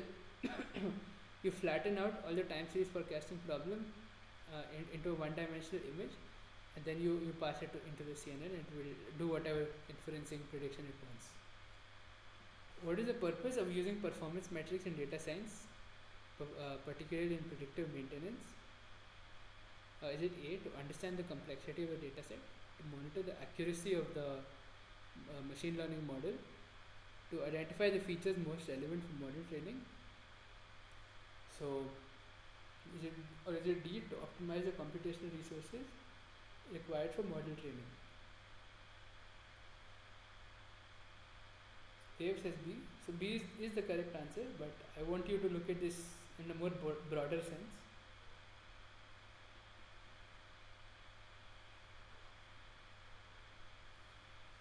So you have actually only studied B, right? But there are performance metrics can be used in other ways also. Okay. So definitely B is the correct answer. It is used to monitor the accuracy of the machine learning model, whether it is rising or falling, or something along those lines. So what does mean absolute error measure in predictive maintenance? Is it A, the proportion of variance captured by the model? Oh, I'm sorry about this. C went to the same line. Is it B, the average of the absolute difference between predicted and true values? Is it C, the proportion of the average absolute difference between predicted and true values?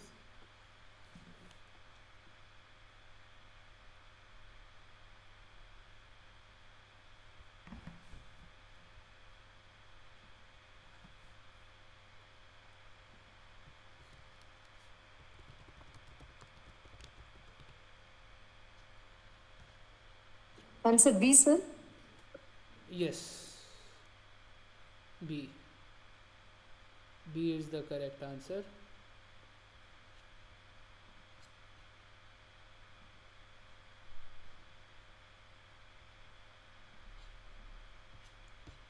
How is time series data typically classified and prepared during the preparation step?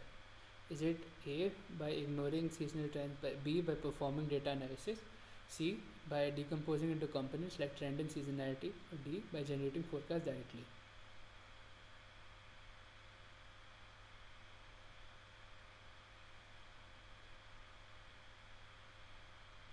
Okay, so the answer is C, by decomposing into components like trend and seasonality. In what form is the data typically for predictive maintenance? Structured, unstructured, time series, or image?